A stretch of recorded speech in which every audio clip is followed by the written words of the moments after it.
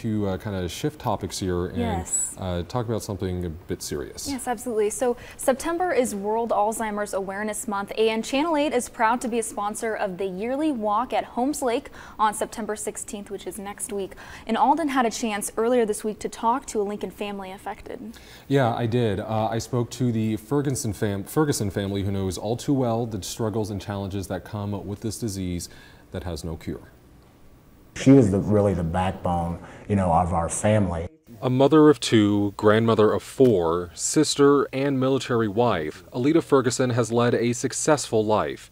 Education was perhaps her calling. Alita taught at Hill Elementary School for nearly 20 years. She helped raise a family that was constantly on the move and fought injustice during the civil rights and women's rights movements. Now in her 80s, she's fighting a battle she cannot win: Alzheimer's. Pete Ferguson is her eldest child and is also an educator in Lincoln. He describes the challenge of the disease. I think that's what dementia and Alzheimer robs people, because it makes them feel like they're letting somebody down, when in turn they've empowered so many of us to do great things. Alita has been in assisted living for 10 years, was officially diagnosed 12 years ago, but started showing symptoms as early as 2002. A strong, proud, educated woman, seeing his mother slowly lose the things that defined her has been painful for Pete. Losing some of the things that may have been your strongest asset, it can be really frustrating. It can be a real challenge, and to see her go through that process probably was the thing that was the most challenging for our family. Another challenge was her care.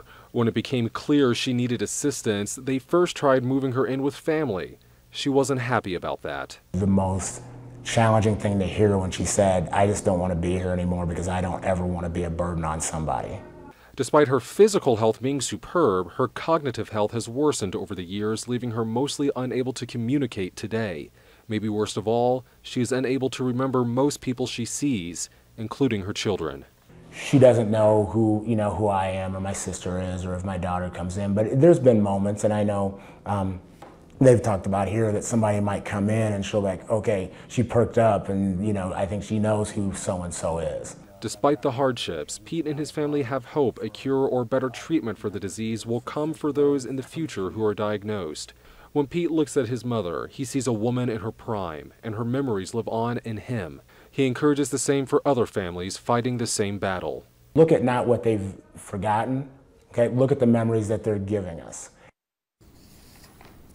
Special thanks to Pete Ferguson for sitting down to tell his mother's story, and honestly that was one of the tougher interviews that I've had to do, and seeing all those pictures and just hearing that story of his mother, very strong woman from what it sounds like from Pete. So again, special thanks for that. And again, our Alzheimer's walk is September 16th out at Holmes Lake.